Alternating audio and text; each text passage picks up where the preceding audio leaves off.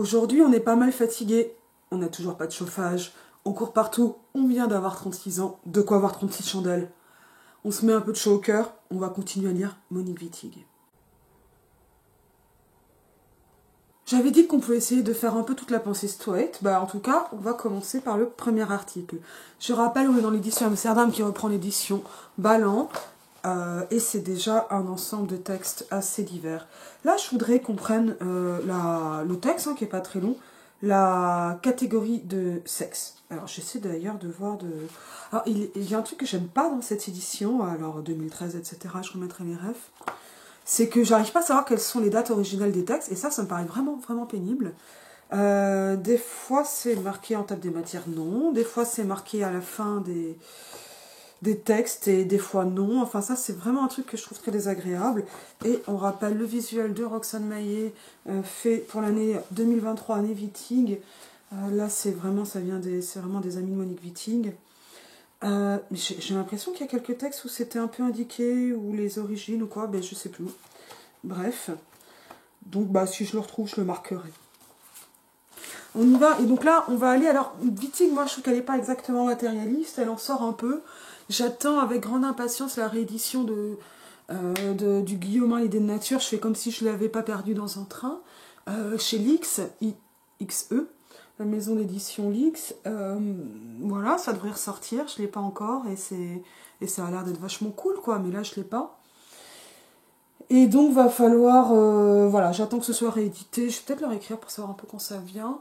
Les éditions vont être changées. C'est une très belle maison d'édition, Lix. Je suis ravie d'avoir ça qui est annoncé, mais voilà, qui vient pas. Et je pense qu'on fera un peu le même job avec Guillaumin que ce qu'on a fait avec Wittig. Et en plus, les articles de Guillaumin sont quand même pour une bonne part, celui des natures pour une bonne part lisible, mais ça va permettre de comprendre ce qu'est vraiment le féminisme matérialiste. Et pourquoi c'est quand même une école de pensée hallucinante. On va dire, ne serait-ce que d'un point de vue rhétorique, logique, je ne parle même pas de la politique, mais il y a un moment, penser droit, c'est pas penser à droite. La catégorie de sexe.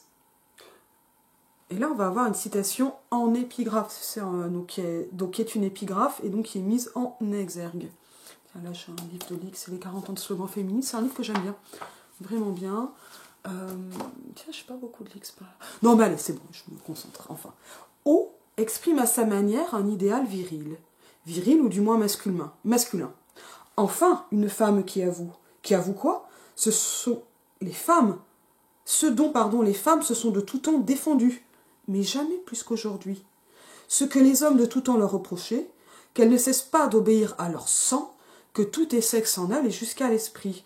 Et c'est une citation de Jean Paulhan, qui, extrait d'un texte intitulé Du bonheur dans l'esclavage, préface à L'histoire d'eau de Pauline Réage, Paris, Fayard, 1976. Vous avez trouvé ça abject? Je pense que c'est plutôt un bon signe, ou un signe de boussole morale. On continue. Une singulière révolte ensanglanta dans le courant de l'année 1838 l'île paisible de la Barbade. 200 noirs environ, tant hommes que femmes, et tout récemment promus à la liberté par les ordonnances de mars, vinrent un matin prier leur ancien maître, un certain Glenelg, je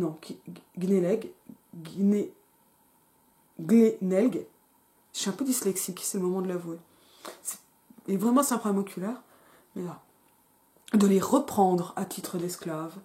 Je suppose que les esclaves de Glenelg étaient amoureux de leur maître, c'est qu'ils ne pouvaient se passer de lui, Ibid.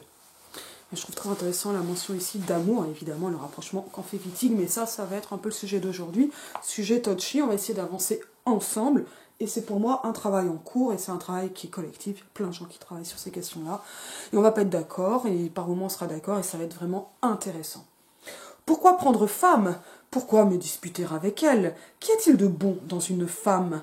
La femme est une ouvrière. C'est la servante de l'homme. Qu'ai-je besoin d'une ouvrière en ceci que tu aimes assez qu'on te tire les marrons du feu? Eh bien, marie-moi alors. Yvan Tourguenieff, Mémoire d'un chasseur, Paris Gallimard 85, évidemment c'est une édition, c'est pas la date originale. Et donc là, on a quelque chose de l'ordre d'un aveu, d'une analyse, c'est absolument pas un aveu. Quand on dit un aveu, on dirait que c'est contraint, il n'y a rien de contraint là-dedans, mais d'une position masculine de ce que l'on pourrait appeler, donc un point de vue masculin, à peu près l'équivalent de Flora Trissan quand elle dit que la femme est le prolétaire du prolétaire. Sauf qu'elle en tire des conclusions féministes, alors que Tourguenieff décrit. Allez, on y arrive. La pérennité des sexes et la pérennité des esclaves et des maîtres proviennent de la même croyance. Donc ici, Wittig, comme par les épigraphes, tire un parallèle. On va revenir sur ce parallèle, bien sûr. Et comme il n'existe pas d'esclaves sans maître, il n'existe pas de femmes sans hommes. C'est ce que signifient les rapports sociaux des sexes. L'idéologie de la différence des sexes opère dans notre culture comme une censure, en ce qu'elle masque l'opposition qui existe sur le plan social entre les hommes et les femmes, en lui donnant la nature pour cause. Ça, c'est du féminisme matérialiste. C'est d'abord parce qu'on va avoir ici ce qu'on appelle une dénaturalisation. La dénaturalisation, c'est déjà, en fait, un grand mouvement de la sociologie, mais le féminisme matérialiste, entre autres, permet de voir qu'il y a des débuscages qui ne sont pas faits, c'est-à-dire que une des tâches de la sociologie, de l'anthropologie, mais globalement de la pensée, qui réfléchit réellement, c'est de débusquer les évidences et de les interroger. Voilà. On se rappelle avec Bachelard, la formation d'esprit scientifique, l'opinion a toujours tort, même quand elle a raison. Parce que même quand elle a raison, la démarche est mauvaise. Et donc ce qui reste de ça, ce n'est pas... Alors, c'est pas de l'élitisme. C'est qu'il y a un moment où c'est compliqué de démontrer des choses compliquées, mais qui sont plus justes. C'est cette fameuse règle que si on doit débunker une connerie sortie en 3 secondes sur Twitter, il faut 4 heures. Et c'est assez vexant, mais parce qu'en fait, voilà, l'opinion commune a toujours tort. Et en général, quand on pense vite, on pense mal. Ça va être un peu pour de la socio. Le féminisme matérialiste, il va non seulement faire partie de ce grand mouvement de débuscage des évidences, mais il va opérer, entre autres choses, une dénaturalisation, c'est-à-dire, Guillaumin dans le discours de nature, là, je suis sûre que le titre est mauvais, mais je regarde comme si j'avais le livre alors que je l'ai perdu dans ce fameux train. Dit que finalement la nature a pris la place des dieux. Moi, ça c'est un truc qui m'intéresse énormément chez Renan, parce que Renan est un des acteurs de cette naturalisation qui, à la suite de Spinoza et avec beaucoup d'autres, remplace les explications théologiques, divines, par des explications naturalistes, c'est-à-dire issues des sciences naturelles. Ce qui fonctionne pour beaucoup de choses, par exemple les sciences naturelles, ce qui ne fonctionne pas quand on est en train d'inventer les sciences sociales, mais qui au moment où Renan écrit, s'invente. Et ça, si ça intéresse le monde, j'en parlerai en novembre à la maison, à la chapelle, pardon. Je suis vraiment, moi, laïque, finalement, de l'humanité dans le colloque pour le bicentenaire de Renan sur la laïcité. Autrement dit, c'est finalement comment Renan aurait pu inventer le féminisme matérialiste et n'y arrive pas. C'est un peu ça, ma com. Et qu'est-ce qui se passe, et pourquoi, et comment on l'explique, et comment ça fonctionne dans sa pensée. Ça ne peut pas fonctionner au XIXe siècle, en tout cas les faits montrent que ça n'a pas fonctionné, que ça n'est pas arrivé. Et moi je pense qu'une des raisons de cela, c'est que le couplet antonymique, d'antonyme, de mots de sens contraire, nature-culture, n'existe pas. On ne les oppose pas, et on ne les oppose pas pour la raison que c'est faux, et ça par exemple Philippe Descola ou Donna Haraway nous montre que nature-culture c'est faux et que c'est un mythe, qui n'existe pas dans beaucoup d'endroits. Mais ce doublé nature-culture, il permet au XXe siècle, et notamment dans la seconde moitié du XXe siècle, de justifier ou de penser ou de mettre en avant des combats d'émancipation absolument majeurs, notamment d'avoir enfin un fondement théorique assez stable et pas uniquement moral pour le féminisme et de fonder des sciences véritablement scientifiques féministes. Et ça, c'est en grande partie le féminisme matérialiste. Là, ça fonctionne. On ne naît pas femme, on le devient. On va séparer, en gros, ce qu'on nous explique, c'est qu'on sépare nature et culture, que maintenant, voilà. Donc on ramène ça à sexe-genre, ce qui est pas du tout le féminisme matérialiste, sexe-genre. Ça y ressemble, mais en fait, c'est pas exactement ça. Mais surtout, ce qui va compter, c'est pas en fait qu'on oppose sexe-genre, c'est que on a des rôles sociaux, ce qui compte plus que sexe-genre, c'est le genre précède le sexe. Quand on dit sexe et genre, on a l'impression que la culture est une réponse à la biologie. à savoir, il y aurait des mâles et des femelles, et sociologiquement, on en fait des hommes et des femmes. C'est pas ça. Ça, c'est déjà un mythe faux. C'est un mythe culturaliste, donc qui est plutôt du côté de l'émancipation. L'émancipation, c'est la sortie de l'état de nature, mais en fait, plus que la sortie de l'état de nature, c'est la sortie, ça c'est comme ça qu'on va le penser vraiment au XIXe siècle et encore, notamment au XXe, c'est ce que fait Beauvoir quand elle parle des aliénations du corps féminin. Voilà, lié au corps féminin, de la grossesse, voilà, du fait de tomber enceinte, ce genre de truc, ça c'est vraiment, vraiment du Beauvoir. Et il ne s'agit pas de dire que le corps ne joue pas de mauvais tours et que les corps féminins, on va dire, avec l'utérus, hormones, etc., je parle des corps, ne sont pas des corps avec des spécificités assez lourdes à vivre, ou éprouvantes en tout cas, spécificités, richesses, etc. Voilà, il s'agit, voilà, chez Beauvoir, on a globalement, la culture est une réponse à la nature. Par exemple, il y aurait des corps mâles, des corps femelles, et on en a fait une société avec masculin-féminin, homme-femme. Masculin-féminin étant des essences, des idéaux, faux, des genres de mythes. Ça c'est vraiment du Beauvoir, mais qui ne vont pas complètement fonctionner. Pour affiner Beauvoir, je vous renvoie plus à Manon Garcia qu'à moi-même. Et voilà, ça donne quand même déjà une idée de cette séparation nature-culture. Et c'est extrêmement fort parce que ça permet d'enlever l'évidence de ce qu'on appelle, de ce que Colette Guillaumin appelle le discours de la nature, à savoir qu'il y aurait des rôles sociaux plutôt que des rôles naturels.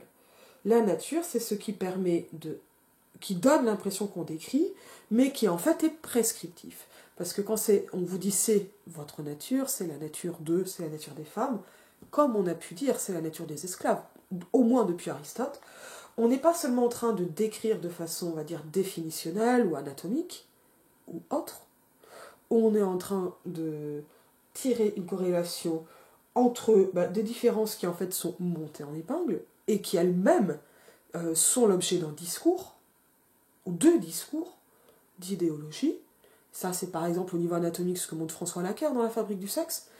On ne pense pas à la différenciation anatomique de la même façon selon les siècles et les civilisations.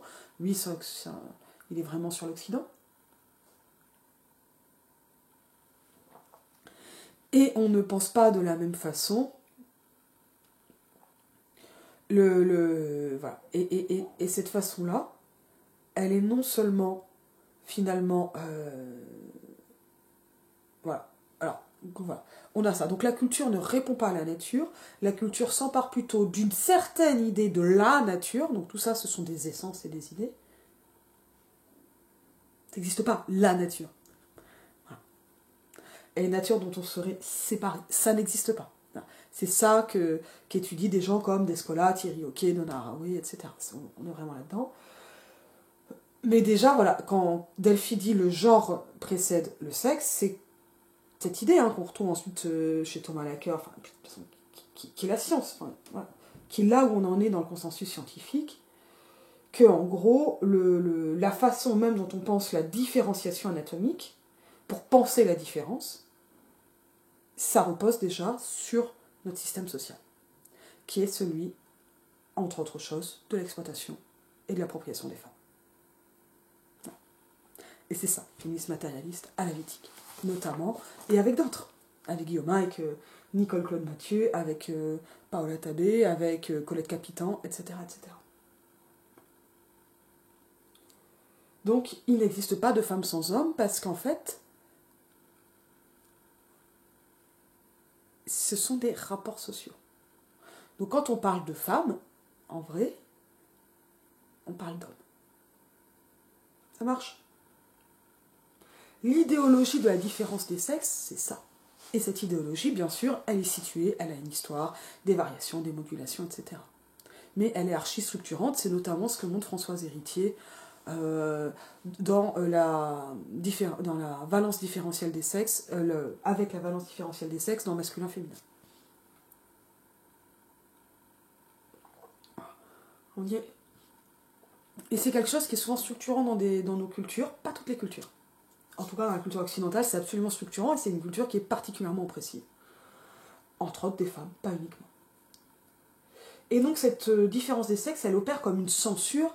Là, je vais essayer de penser à mettre la vidéo de Contrefori, la dernière vidéo sur le contrat racial comme ignorance blanche. Je trouve que ça résume très très bien ce qu'est une épistémologie. Alors, moi j'ai une façon très épistémo d'expliquer l'idéologie. Pour moi, l'idéologie, c'est un ensemble de savoirs et une façon de les mobiliser. Et donc finalement, dans cet ensemble et dans la façon de les mobiliser, il y a une occultation d'autres savoirs, d'autres voies, d'autres modalités, d'autres façons de faire, qui est cette ignorance blanche dans le cas du racisme.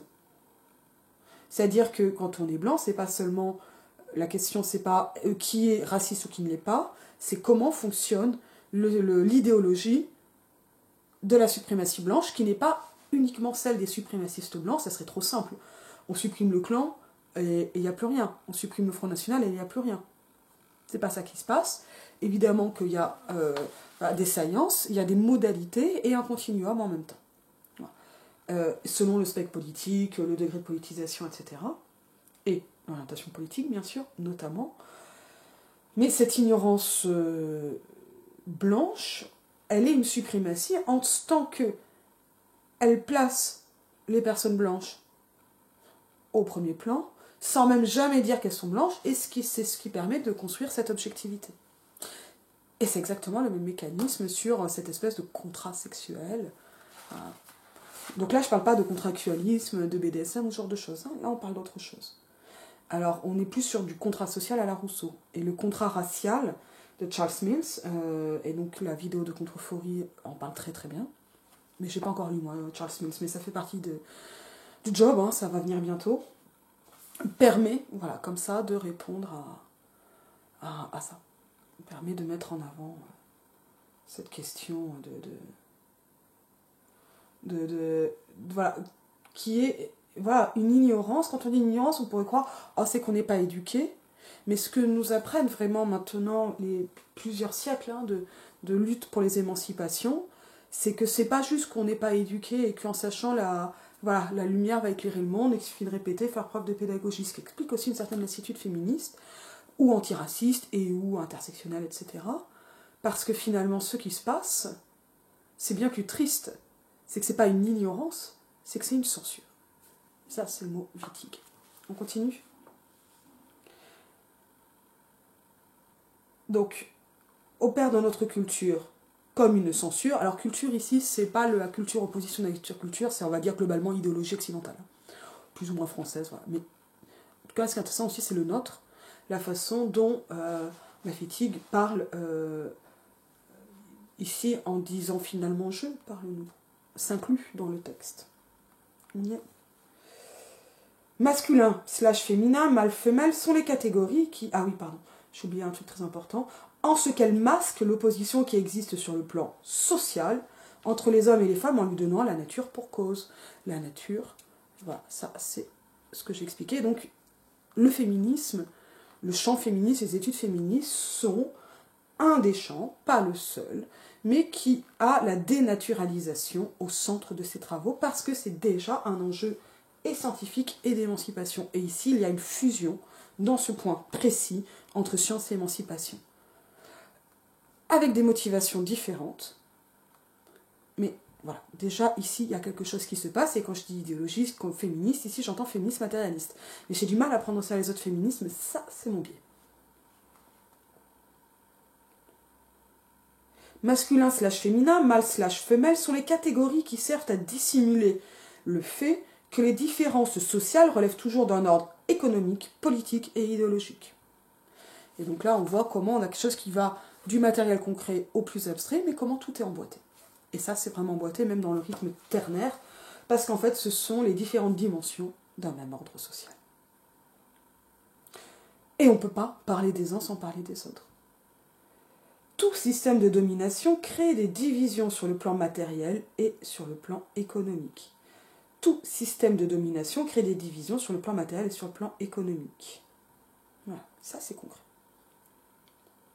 Par ailleurs, les divisions sont rendues abstraites et mises en concept par les maîtres et plus tard par les esclaves lorsque ceux-ci se révoltent et commencent à lutter. Donc, là, elle est vraiment dans la suite de l'idéologie allemande de Marx. Faut vraiment que je parle un peu de ce texte un jour. J'oublie à chaque fois que je dis, à chaque fois que je vais en parler. Je vais quand même le noter quelque part. À savoir, finalement, l'idéologie succède à l'ordre matériel. On rappelle, le genre précède le sexe, parce que le sexe est un discours non pas économique, n'est pas une réalité économique, mais un discours de nature, qui appartient donc à l'ensemble des discours politiques et idéologiques, qui sont, on se rappelle, l'idéologie allemande, l'idéologie dominante et l'idéologie des dominants. Alors, chez Marx, c'est parce qu'ils ont les moyens de production, etc. Et là, en fait, il y a une espèce de théorie du ruissellement des idéologies et qui va amener ce que moi j'appelle, avec, dans la suite de Nancy Fraser, des contre-discours.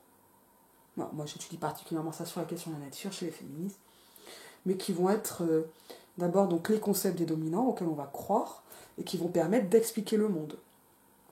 Contreforry explique très très bien dans la vidéo moi j'ai regardé hier mais qu'il y a quelques jours sur donc l'ignorance blanche, qu'il n'y a pas de pratique sans système théorique dans aucune culture. Mais ce système théorique, il n'est pas forcément théorisé. Encore un petit problème de carte SIM, il va vraiment falloir que je fasse du tri. Voilà. Donc en tout cas, on est sur ça. Il n'y a pas de pratique qui ne repose pas sur un système théorique. La question après va être comment ce système est théorisé, mais la façon dont il est théorisé, en fait, les discours qui circulent ne sont pas forcément ne correspondent pas forcément à la réalité de ce qu'on peut théoriser, et ça, ce sont les sociologues, les anthropologues, les ethnologues qui vont le théoriser. On y est ? Et donc ça, voilà, et moi, voilà. Et moi, une part de mon boulot, c'est ça, en fait. C'est ça, c'est sur... alors, ce que Wittig appelle, sans trop de nuances, les esclaves. On va y revenir.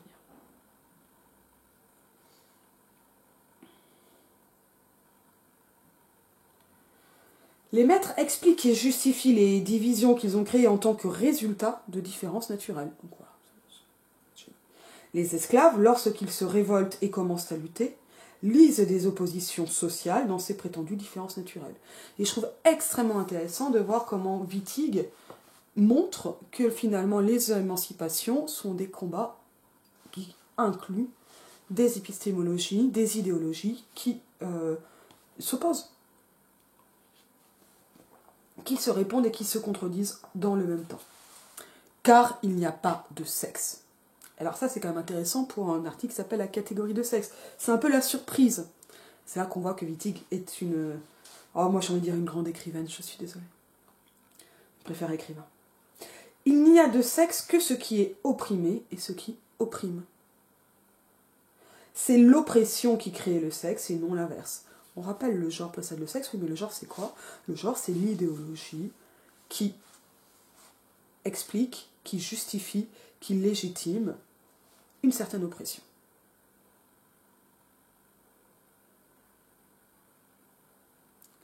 L'inverse serait de dire que c'est le sexe qui crée l'oppression, ou de dire que la cause, l'origine de l'oppression doit être trouvée dans le sexe lui-même, dans une division naturelle des sexes qui préexisterait à, ou qui existerait en dehors de la société.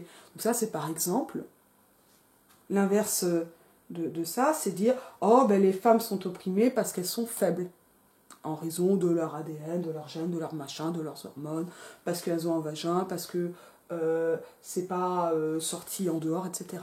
Donc là, je suis dans un système quand même cisdiadique de ça, qui va permettre, pour des raisons, on va dire, de simplification, et parce que je me fous dans le paradigme de Wittig, où les questions trans ne sont pas tellement prises en compte, mais voilà, qui dénaturalise la question de l'identité, on va dire, genrée. De mieux. Mais parce que le genre tel qu'il est, ce n'est pas forcément... il n'y a pas de question de genre revendiqué chez Wittig, qui est plus sur une question de l'abolition du genre. Mais enfin, c'est la grande affaire de sa vie. Oh, non, c'est pas la seule. Mais c'est une des grandes affaires de sa vie. Donc, voilà. C'est l'oppression qui crée le sexe. Le primat de la différence est tellement constitutif de notre pensée qu'il l'empêche d'opérer le retournement sur elle-même nécessaire à sa mise en question pour en appréhender précisément le fondement constitutif. C'est tellement ancré qu'on n'arrive pas à sortir de nous-mêmes pour comprendre. Voilà. Vous arrivez à sortir vos yeux de la tête pour vous regarder? C'est la même idée. Appréhender une différence en termes dialectiques, parce qu'elle est marxiste, consiste à rendre manifeste, dire visible, des termes contradictoires qui doivent trouver résolution. Ça veut dire que ça marche pas. Comprendre la réalité sociale en termes dialectiques matérialistes revient à appréhender les oppositions entre classes, terme à terme, et à les réunir sous la même copule. Un conflit dans l'ordre social. Donc en fait, on va analyser les différentes oppositions, on va voir qu'il y a des classes, voir qu'il y a des oppositions, et c'est là qu'on va pouvoir comparer. Sous la même copule, un conflit dans l'ordre social qui est aussi une résolution, une abolition dans l'ordre social des contradictions apparentes. Donc là, en fait, elle sort un peu ici du matérialisme parce qu'en fait, elle montre, elle n'y croit pas, mais une forme de performativité, en tout cas que finalement, ce que l'on va pouvoir appréhender par la langue, on pourra l'appréhender socialement. Il y a une forme voilà, c'est pas Wittgenstein, là. Voilà, le langage dit quelque chose. Mais ça, c'est très féministe matérialiste. Parce que si finalement le langage ne peut plus rien dire, on ne peut plus lutter, et on n'a plus d'outils aussi pour appréhender les choses. Il y a aussi quelque chose de l'ordre d'une philosophie du langage par provision, comme il y a une morale par provision chez Descartes, c'est-à-dire, bon voilà, on sait qu'on ne peut pas trancher, mais on peut en être là et avancer. La lutte des classes est précisément ce qui permet de résoudre la contradiction entre deux classes opposées, en ce qu'elle les abolit au moment même où elle les constitue et les révèle en tant que classe. Alors là, il y a quand même un moment qui est oublié, c'est vraiment la lutte elle-même. En fait, c'est la résolution de la lutte qui permet l'abolition des classes. Et pas tout de suite dans le système marxiste. Marxien. La lutte de classe entre les femmes et les hommes, qui n'est pas une guerre des sexes. Une guerre des sexes, c'est une idée naturaliste. Lutte des classes, c'est intéressant parce que on va opposer classe à catégorie. Catégorie naturelle, à espèce, etc. Et qui devrait être entreprise par toutes les femmes, si elles avaient compris, mais là on en est loin. Sous-entendu aussi, parce qu'elle est entreprise par tous les hommes. Et ça, c'est ce que nous montrent les études des masculinités actuelles, entre autres. Et ce qui résout les contradictions entre les sexes et les abolit au moment même où elle les rend compréhensibles. Alors là, il y a le même raccourci qui, moi, ne me convainc pas, mais qui permet, en fait, en abolissant la catégorie de sexe, de ne plus poser la question. Ça ne veut pas dire que la biologie, que la matérialité est abolie, mais la biologie, elle ne voit pas de sexe, elle en voit plus, concrètement. Et il y a un continuum dans ce qu'on appelle les sexes, c'est-à-dire dans la différenciation anatomique, et on classe a priori pas trop les gens sur la couleur de leurs cheveux ou de leurs yeux, en fait on le fait, par le phénotype. Mais voilà, il faudrait...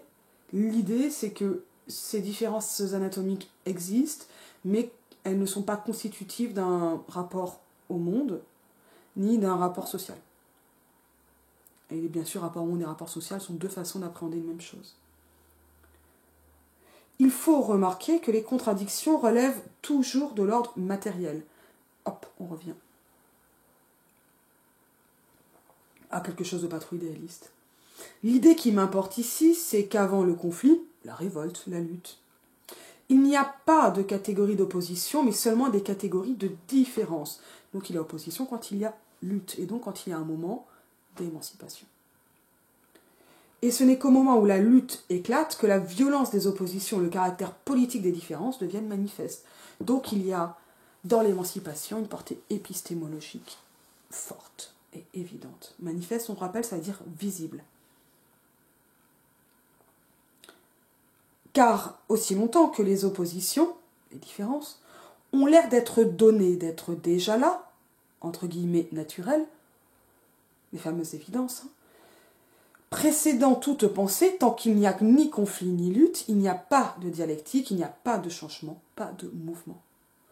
Parce qu'en fait, la lutte va permettre de désévidentialiser, et en particulier de dénaturaliser, quand on a affaire à une idée de nature.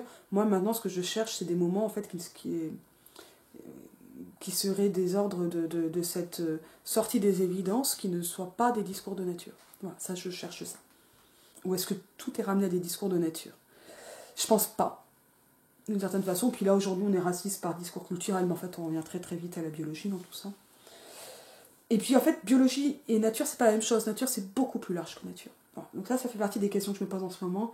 Je veux bien avoir vos avis en commentaire, par exemple.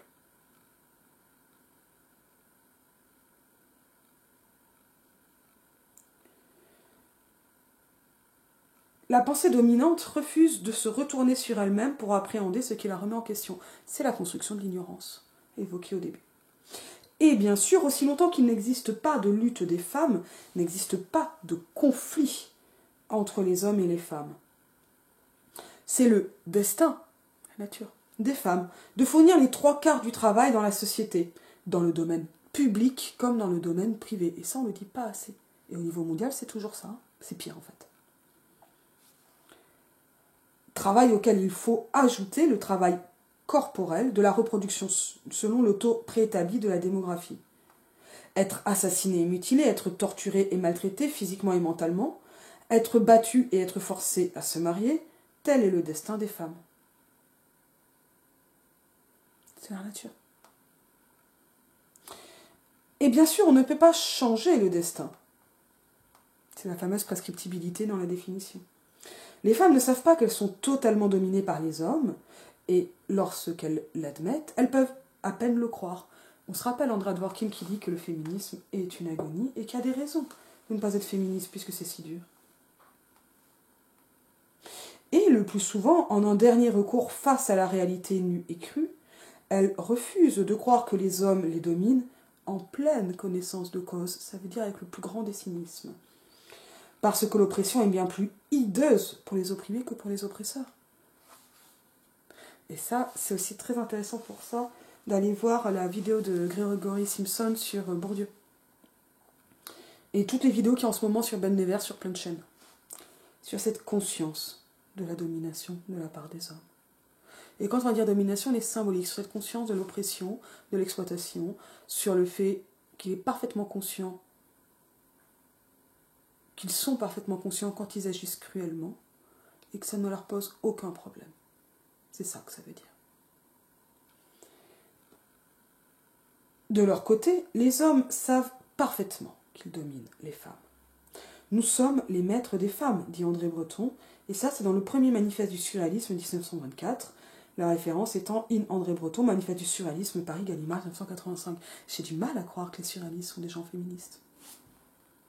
J'ai du mal. Je supporte pas le surréalisme. Mais je le supporte pas à cause de ça. Pas à cause de Viting, hein, parce que ça éclate de partout. De partout, cette misogynie absolue. Et ils sont formés pour le faire. C'est-à-dire qu'il y a donc une sociologie des masculinités à faire dans ce sens-là. Et je vous ramène à un peu Alban Jacquemart, beaucoup Léotyre Vidal. Ils n'ont pas besoin de l'énoncer constamment, car l'on parle rarement de domination au sujet de ce que l'on possède déjà, l'appropriation publique et privée, qui va avec une objectification des femmes qui n'est pas seulement une sexualisation. Non, c'est beaucoup plus large. Quelle est donc cette pensée qui refuse de faire retour sur elle-même, qui ne remet jamais en cause ce qui la constitue au premier chef? Cette pensée est la pensée dominante. Dominante est la pensée de la domination en même temps. Cette pensée affirme qu'il existe déjà là, des sexes, quelque chose qui précède toute pensée, précède toute société. C'est la nature. Cette pensée est la pensée de ceux qui gouvernent les femmes. Et donc là, on va avoir un petit passage de Marx et d'Engels sur l'idéologie allemande. Je n'ai pas relu avant de lancer l'intro là. Je me trompe pas tant que ça. Les pensées de la classe dominante, écrivent-ils, sont aussi à toutes les époques les pensées dominantes. Autrement dit, la classe, qui est la puissance matérielle dominante de la société, est aussi la puissance dominante spirituelle. Spirituelle, ça veut aussi dire intellectuelle. La classe qui dispose des moyens de la production matérielle dispose du même coup des moyens de la production intellectuelle. Si bien que, l'un dans l'autre, les pensées de ceux à qui sont refusés les moyens de production intellectuelle sont soumises du même coup à cette classe dominante. Les pensées dominantes ne sont pas autre chose que l'expression idéale des rapports matériels dominants.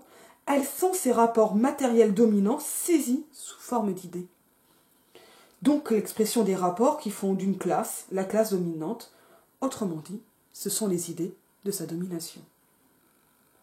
C'est très intéressant qu'elles prennent Marx et Engels, parce qu'évidemment, c'est un texte qui est essentiel, parce qu'il est à la fois un outil, et il montre spécifiquement la volonté d'ignorance, par exemple des gauchistes, des hommes de gauche en général, puisqu'ils ont les outils pour voir et ne veulent pas voir. Donc c'est autant un outil pour penser la condition des femmes, qu'un outil pour montrer la volonté non seulement d'ignorance, mais en fait de censure des hommes. Et cette conscience. Cette pensée qui est fondée... Alors attention avec la question de la conscience, parce que moi je ramène à des termes psychologiques, des rapports sociaux. Et en fait là, elle aussi, elle psychologise des choses qui sont sociales. Est-ce que moi je conseillerais en fait de sortir de la fascination de la domination et d'arrêter de chercher ce qu'il y a dans la tête des hommes qui oppriment pour voir l'oppression elle-même. Et penser à soi et à son cul. Mais au niveau de la question de là, par exemple, fabrique des masculinités, etc. Mais attention, parce qu'avec la psychologie, arrivent les questions de direction de l'empathie. Et ça, c'est pas facile. Cette pensée qui est fondée sur le primat de la différence est la pensée de la domination. La domination fournit aux femmes un ensemble de faits, de données, d'a priori qui, pour discutable qu'ils soient, forment une énorme construction politique, un réseau serré qui affecte tout, nos pensées, nos gestes, nos actes, notre travail, nos sensations, nos relations. C'est ça, les fameuses pratiques prises dans un réseau de théories. Où que l'on se tourne, la domination nous apprend qu'avant toute pensée, avant toute société, il y a deux sexes. En fait, des catégories d'individus nés avec une différence constitutive, une différence qui a des conséquences ontologiques. Ça, c'est l'approche métaphysique. Et donc ça, voilà, ça va être les choses qu'on nous met dans la tête, et je vais me dire le fait en fait qui est une métaphysique. 2. Alors c'est d'étirer, mais c'est plus facile en donnant des chiffres. Qu'avant toute pensée, avant tout ordre social, il y a des sexes qui sont naturellement, biologiquement, hormonalement ou génétiquement différents. Et que cette différence a des conséquences sociologiques, ça c'est l'approche scientifique. Parce que le discours de nature, il peut être aussi un discours scientifique, et même biologisant, issu des sciences naturelles. En plus de donner un primat à ces sciences naturelles. Qu'avant toute pensée... Donc ça, en fait, voilà, le petit rejeton de tout ça, hein, c'est l'évolutionnisme social. Les espèces de pensées évolutionnistes qui disent « Oui, mais il y a du darwinisme social », qui revient, jusqu'avec la génétique des idées culturelles de Richard Dawkins. Bon, voilà, c'est des idées de droite, voire d'extrême droite. Qu'avant toute pensée, avant tout ordre social, il y a une division naturelle du travail dans la famille. Une division du travail qui n'est originellement rien d'autre que la division du travail dans l'acte sexuel. Et ça, c'est l'approche marxiste. Quelle que soit l'approche, l'idée reste fondamentalement la même. Donc là, c'est une façon de dire, hein, les gauchos ne sont pas nos amis. Quand on parle de femmes, il n'y a pas d'hommes de gauche. Les sexes, en dépit de leurs différences constitutives, doivent inévitablement développer des relations de catégorie à catégorie. Puisqu'elles appartiennent à un ordre naturel, ces relations ne peuvent pas être considérées comme des relations sociales. Cette conception qui imprègne tous les discours, y compris ceux du sens commun, est la pensée de la domination. L'ensemble de ces discours est constamment renforcé à tous les niveaux de la réalité sociale et masque la réalité politique de la subjugation d'un sexe par l'autre, le caractère obligatoire de la catégorie en soi, qui constitue la première définition de l'être social par son état civil. On se rappelle, hein, sexe masculin, féminin. Numéro sécu, 1, 2. Et tout cela, bien que la catégorie de sexe n'ait pas d'existence a priori avant toute société. En tant que catégorie de domination, elle ne peut pas être le produit de la domination naturelle. Elle est le produit de la domination sociale des femmes exercée par les hommes, car il n'y a de domination que sociale. La catégorie de sexe est une catégorie politique qui fonde la société en tant qu'hétérosexuelle. Et pour bien le comprendre, ça, on travaillera un moment sur Adrienne Rich, la contrainte à l'hétérosexualité. C'est un super texte.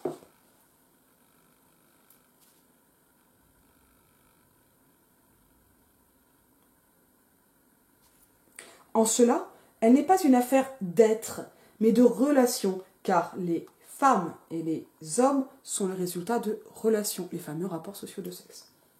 La catégorie de sexe est la catégorie qui établit comme naturelle la relation qui est à la base de la société hétérosexuelle, et à travers laquelle la moitié de la population, les femmes, sont hétérosexualisées.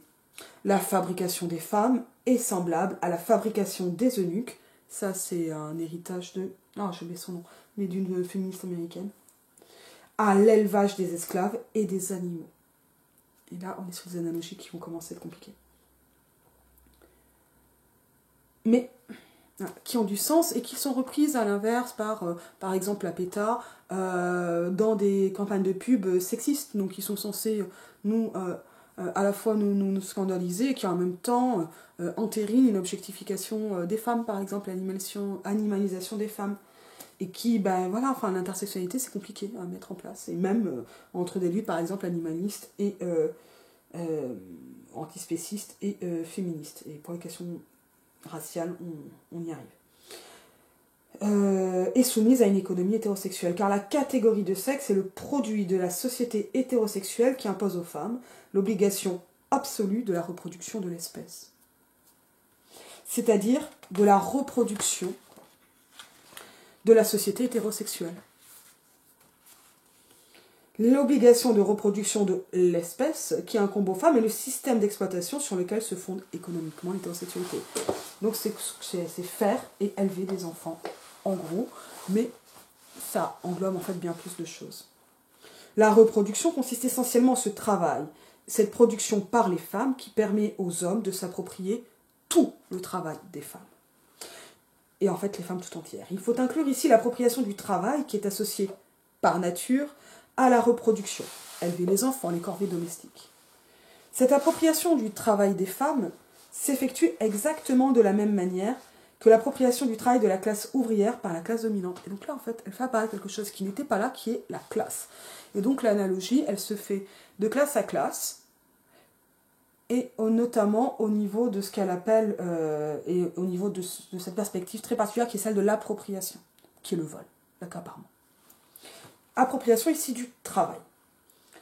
On ne peut pas dire que l'une de ces deux productions, reproduction, est naturelle et que l'autre est sociale. Cet argument n'est que la justification théorique et idéologique de l'oppression, un argument pour faire croire aux femmes qu'avant la société et que dans toutes les sociétés, elles sont soumises à cette obligation de la reproduction. Donc là, en fait, elle parle de la grossesse. Pourtant, de la même manière que nous ne savons rien du travail et de la production sociale en dehors de tout contexte d'exploitation. C'est quoi un travail sans exploitation? Pour le moment, on ne le sait pas. Nous ne savons rien de la reproduction de la société en dehors de son contexte d'exploitation. Ça ressemble à quoi? La reproduction sans l'hétérosexualité, par exemple.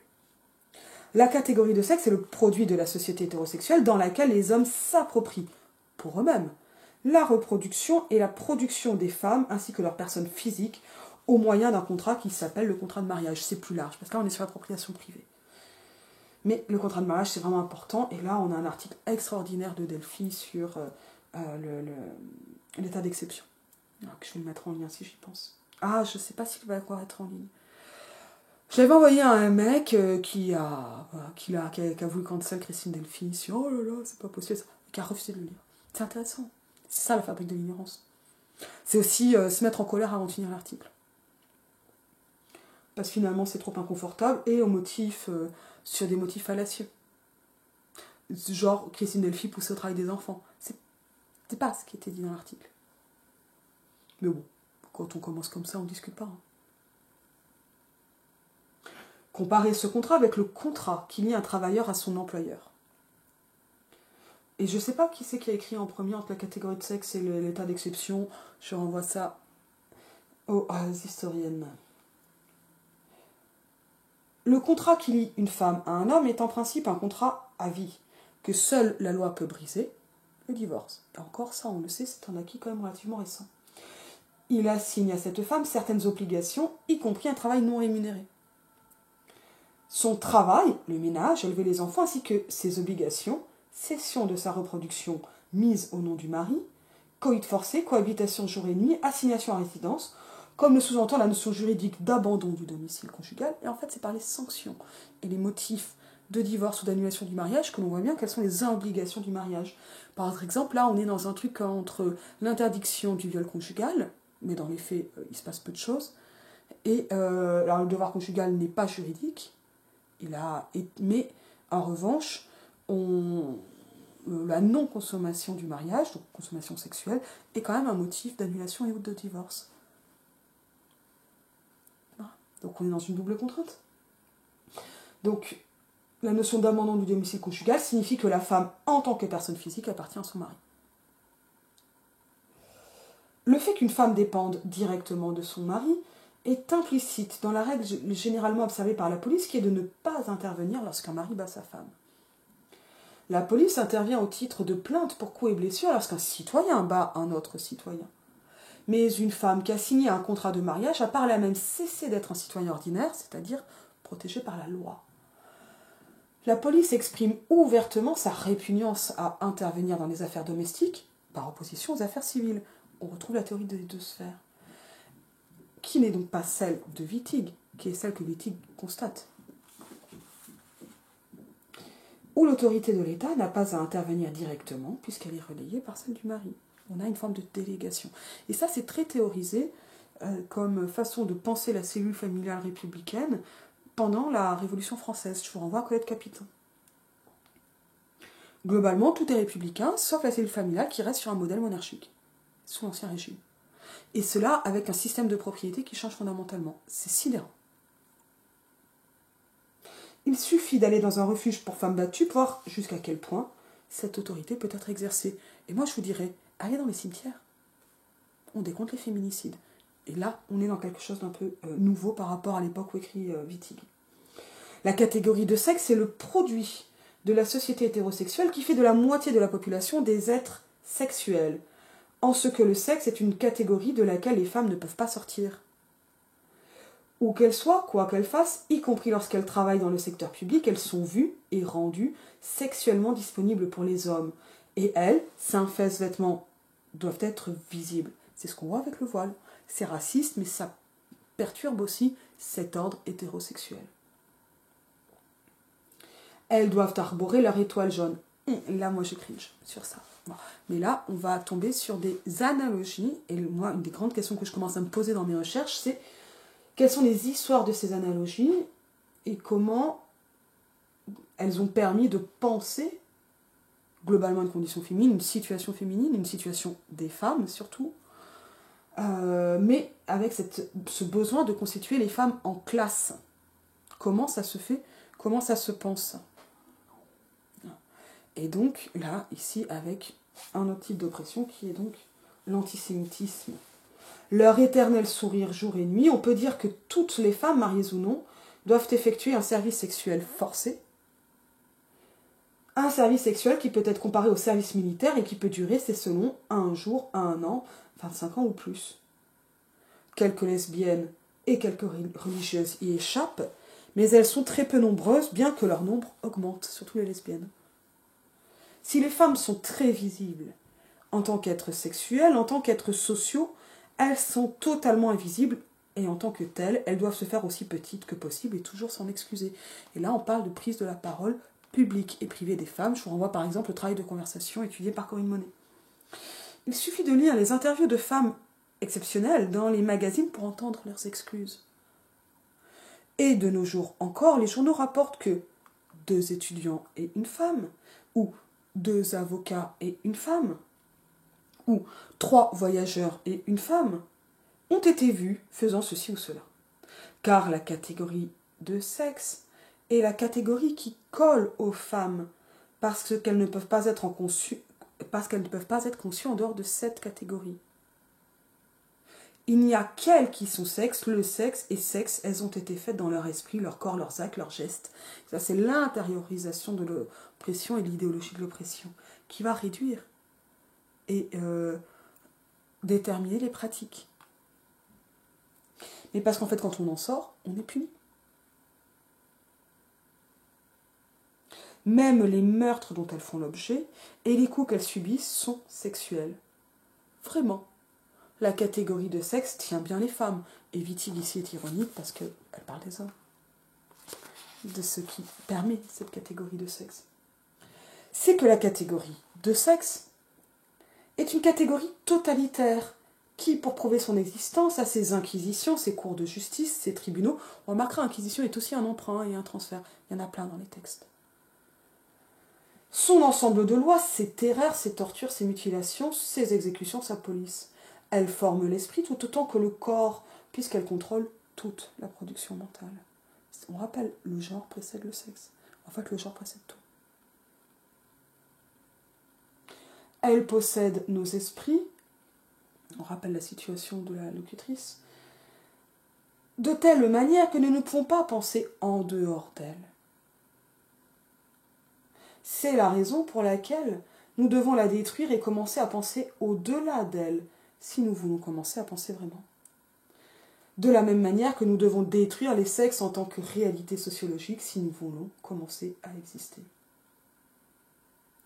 La catégorie de sexe est une catégorie qui régit l'esclavage des femmes, et elle opère très précisément grâce à une opération de réduction. Comme pour les esclaves noirs, en prenant la partie pour le tout, une partie, la couleur, le sexe, au travers de laquelle un groupe humain tout entier doit passer, comme au travers d'un filtre. Et là, on a quelque chose qui est essentiel et très problématique, à savoir que on voit parfaitement comment Wittig montre qu'il y a un parallèle dans les processus de construction, et c'est normal puisque c'est Guillaumin notamment qui, dans l'idéologie raciste, sa thèse, met en place le concept de racisation, c'est-à-dire d'assignation raciale et de construction de la race, mais en fait des individus dans les catégories de race, avec ces différenciations raciales, et c'est à partir de là que Guillaumin invente le concept de sexage, qui est un fondement du féminisme matérialiste. On est en plein dedans. Et donc l'analogie, elle est entre couleur d'un côté, sexe de l'autre. Et elle rate l'intersection. Elle rate l'intersexualité. Et en même temps, la question est, est-ce qu'il n'y a pas ici une forme d'appropriation symbolique? Je trouverais dégueulasse de ne pas ajouter au moins le mot symbolique.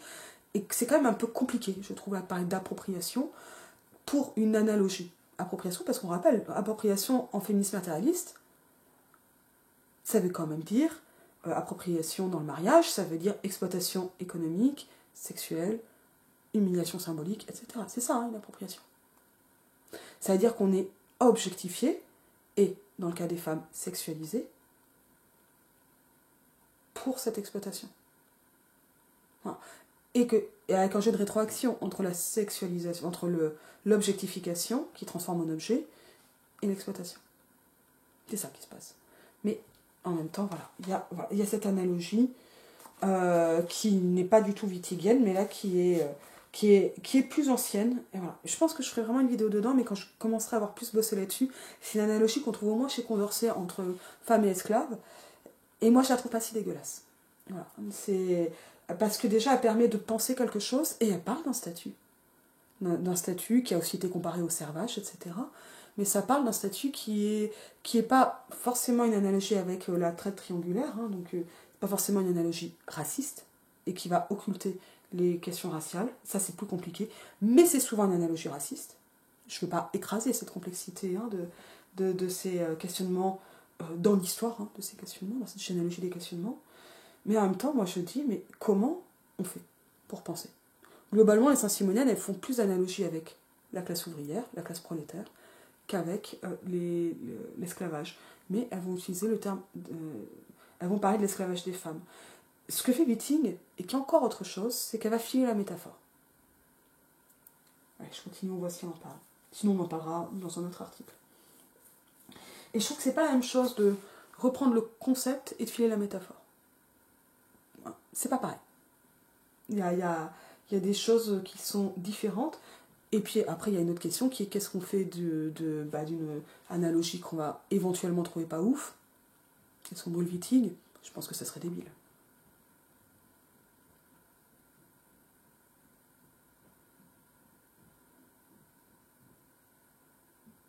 Alors,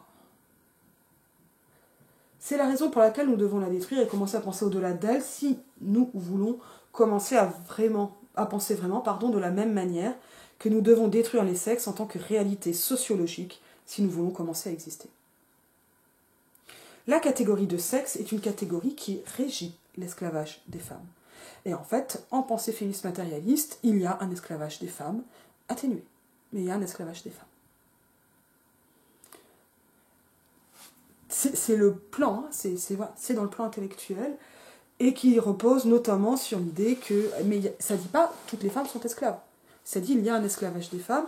Alors, ça ne va pas dire toutes les femmes sont esclaves à un niveau individuel, ça veut dire en tant qu'esclaves, en tant que classe, pardon, les femmes sont esclavagisées parce qu'elles sont appropriées et exploitées. Pour moi, les questions, elles vont être, est-ce qu'on va vraiment chercher les différences, c'est-à-dire, voilà, est-ce que les femmes peuvent être mutilées? Est-ce qu'elles peuvent être tuées en tant que femmes? La réponse est oui. Est-ce que les proportions sont les mêmes que pour les esclaves, par exemple, les personnes esclavagisées de la traite triangulaire, des colonies, et puis bon, il y a aussi en France métropole, mais après on sait bien qu'on avait aussi des territoires ultramarins, de colonies, hein, de colonisation, pour permettre aussi d'avoir des lois, on va dire, ultramarines. Hein, loin des yeux, loin du cœur, et surtout construction de l'ignorance par le kilomètre. Très très clairement. Est-ce que ça va être une question de proportion? Est-ce que ça va être une question de réception à ce qui doit être scandaleux? Moi, là, pour moi, champ ouvert. Champ ouvert, je prends toutes les options, toutes les perspectives, mais champ hyper compliqué et hyper difficile. Mais pour moi, en tout cas, moi, ma position, là, c'est de ne pas avoir de condamnation directe de ces analogies, parce que ces analogies, elles sont, à mon avis, extrêmement complexes. Et plus complexes que juste récupérer voilà, des éléments d'autres oppressions, et ça va invisibiliser les autres oppressions. Puis à un moment, quand on parle de femmes, on parle de femmes. Je veux dire, et à un moment, c'est le sujet de son article. Dans son article, elle ne va pas parler de tout, et c'est clair que Wittig, elle a quelque chose de l'ordre d'un point aveugle sur la race. C'est-à-dire que la race va toujours être le comparant et jamais le comparer chez elle. Et c'est là où Guillaumin est quand même intéressante, et on reparlera de Guillaumin, mais voilà, pour moi, je pense qu'il faut voir le féminisme matérialiste pas en Wittig, et la figure de Wittig, qui en ce moment surnage beaucoup, que j'aime énormément, voilà, qui est extrêmement remuante, mais je pense qu'il faut se rappeler que Wittig, elle est dans une mouvance intellectuelle, politique, qui s'appelle féminisme matérialiste, et qui a un travail collectif, aussi là-dedans, et donc avec une division du travail intellectuel, par exemple. Et donc, au niveau de l'octorialité, bien sûr que ce qui est Wittig est ciné-Wittig, mais c'est compliqué de la détacher de cet arrière-plan, à mon avis.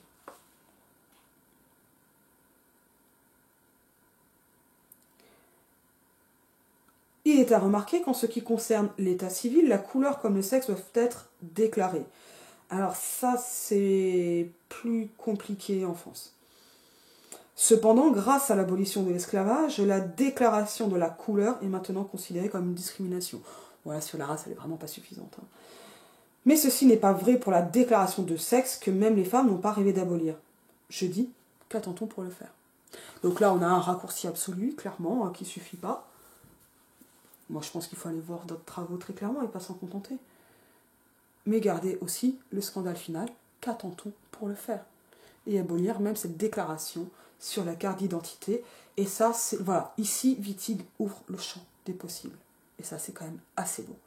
Et voilà, il faut se rappeler que le féminisme matérialiste, il permet de sortir aussi de ces questions individuelles, qu'il n'y a de politique collective, et qu'en questionnant, par exemple, des rapports de classe, etc., mais voilà, sortons de la psychologie, sortons de cette personne est toxique, ça c'est pas intéressant à dire.